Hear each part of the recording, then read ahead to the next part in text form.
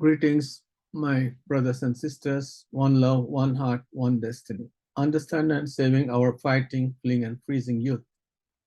What I'm talking about? I'm talking about understanding and saving Patricia, 14-year-old, from having panic attack in the bus because she was held up by gunmen in the same bus when a particular song was playing, and that song being replayed triggers her now. And it's about preventing Frank, a 16-year-old who had been bullied and assaulted, fighting the police and almost getting shot because he was grabbed by one of the cops who were in hot pursuit of some teen thugs, and it mistook him for one.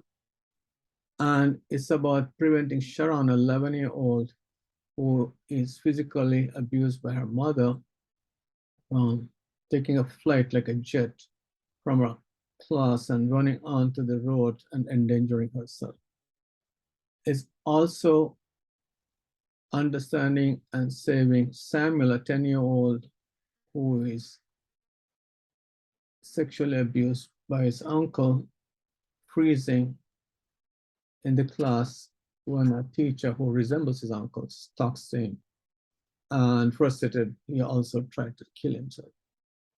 And it's also about saving ourselves because many of these children are traumatized, don't do well in school, become emotionally dead, and get into gangs, and could hold us up and shoot us if we resist. It is also about looking at the factors like poor parenting skills for psychosocial support, adverse childhood experiences and trauma, unidentified and untreated mental disorders in youth, leading to a lot of social and psychological problems, as well as increasing risk of physical disorders, leading to dysfunctional child becoming dysfunctional adult and causing this lot of dysfunction in the society. So it's about saving the country declining into dysfunction. It's also about understanding how we get into that fight, freeze response. And let me start with the story. That is Johnny with his mother. And on the other side is his Aunt Ruth and cousin Maxine. They are picnicking in Hope Gardens, enjoying Jamaican food, listening to Bob Marley. And suddenly a lion escapes from Hope's zoo and runs after them. And they get frightened. They cannot fight this big cat, and they take a flight. Johnny climbs a nearby tree and saves himself, whereas his cousin Maxine freezes behind the bush and hopes that lion doesn't smell her, see her, and eat her. So what's happening in their brains? This little red part called amygdala, I can call it Amy or Amigo, is the captain of the survival complex, and it takes over the whole brain, including prefrontal cortex, which is the center for thinking, planning, controlling, and executing. So Amy tells your lungs to breathe fast and heart to beat fast and muscles to get tense and ready to fight or to run. And thank God somebody came and retrieved the lion and saved the day. Everybody recovered more or less after a few days, but Johnny continued to have problems with sleeping, where he could dream about lion chasing him. He had problem with listening to any of the Marleys, and he got triggered when he was offered Jamaican food, which he used to love before, because that also triggers the memory of the event. And he also found himself being very edgy. Like you can see, he attacked his best friend who was trying to just ramp with him. Okay, so any input from any sensory modality can be a trauma reminder. So is anniversary dates, seasons, times of the day, and conditions like transition and loss of control. So they are not crazy, lazy, or stupid, but just traumatized. And Dr. D'Souza told you extensively about trauma and types of trauma and traumatic grief, where you not only are traumatized, but also lose some loved ones, can lead to onset of many psychiatric disorders and trigger onset of acute stress disorder or post-traumatic stress disorder. And when we look at the PTSD criteria of DSM-5, there are 8 of them, which include experiencing, re-experiencing, avoiding and numbing, negative alteration, cognition, mood, alteration, arousal and reactivity, need to be for about a month, causing significant functional dysfunction. And also that couple types, dissociative type, where you experience depersonalization and derealization, and delayed onset. So traumatic stress, on the other hand, is about survival in the moment or survival state. This can happen in those who fully meet criteria for DSM-5 PTSD, but also those who partially or minimally meet criteria for DSM-5 PTSD. So traumatic stress is about survival in the moment. An individual experience of the present environment as threatening to his or her survival, with corresponding thoughts, emotions, behaviors, and neurochemical and neurophysiological responses.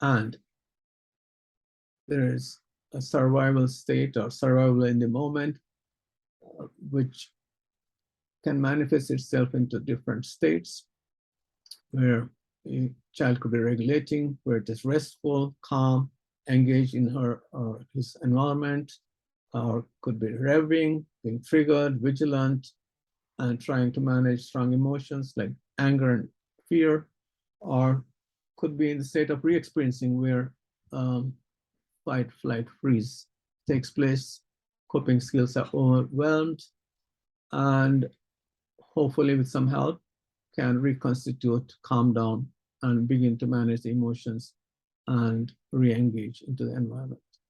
And also, it is important to note that awareness, affect, and action can be different in different stages. Consider Robert.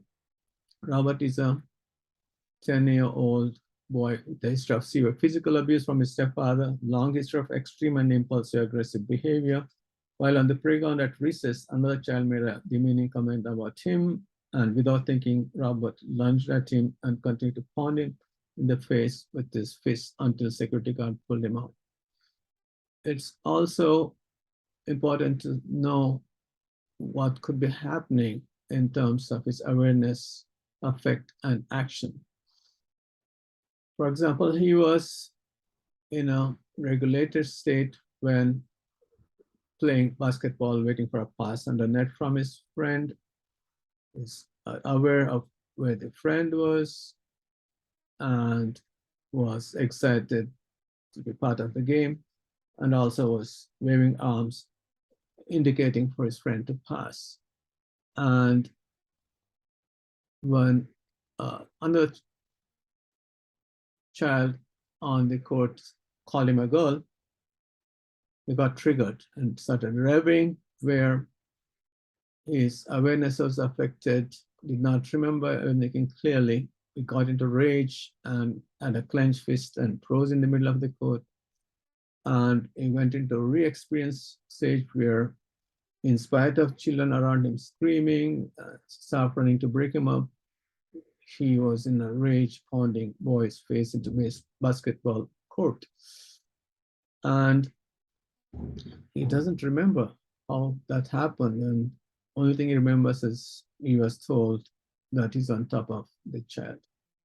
And hopefully with some help, he started reconstituting, where he was taken to emergency room of a hospital.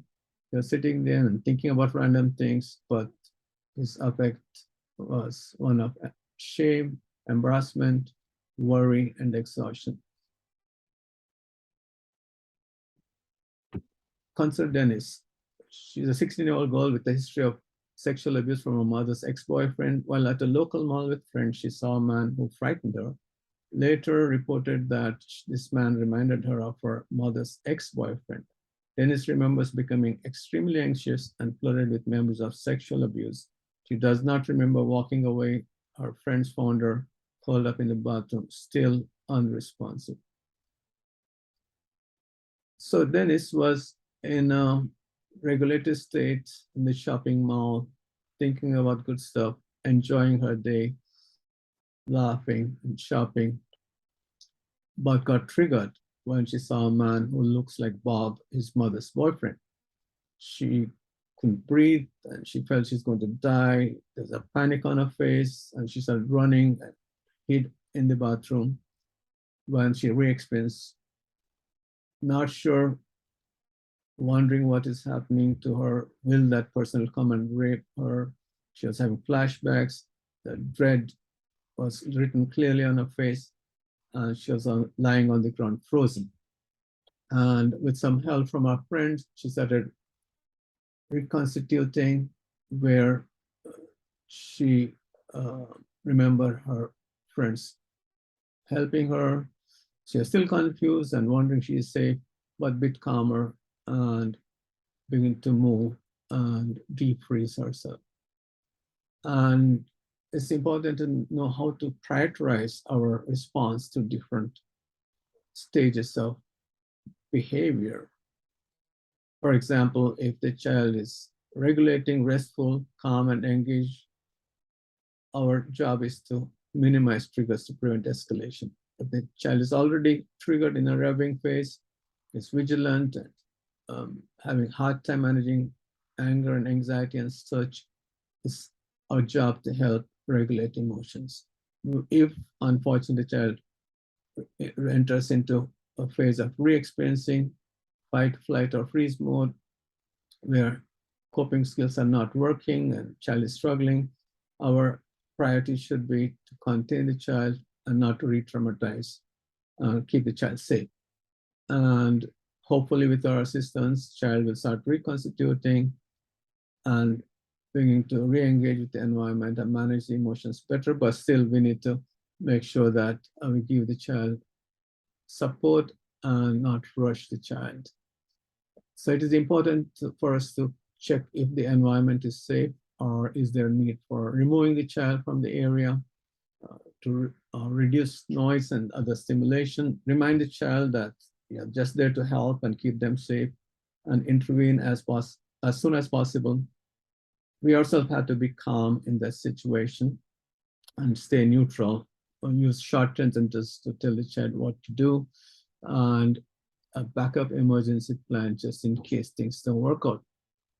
So we can increase our signals of safety by being specific and positive when the child is regulated, and staying calm and reminding child of past successes in a revving phase, and keeping it simple and repeating ourselves if needed during a re-experiencing phase, and being careful not to rush the child when she's or he's in the reconstituting phase.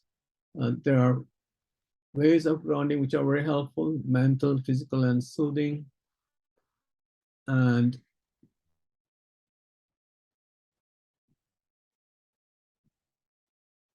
we have to help the teachers and caregivers to handle their difficult moment and encourage them to take breaks and take care of themselves.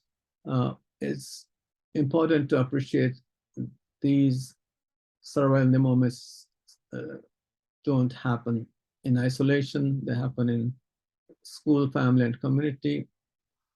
So we looked at evidence-based intervention available in 2010 when there was an invasion of Dudu's land, or security incursion in West Kingston. And we're looking at group interventions because there are a lot of kids who are traumatized and needed help. And we found 3 of them: CBITS, cognitive behavior intervention for trauma in schools; SSET, support for students exposed to trauma; and Bounce Back, an elementary school intervention for trauma. Helpful.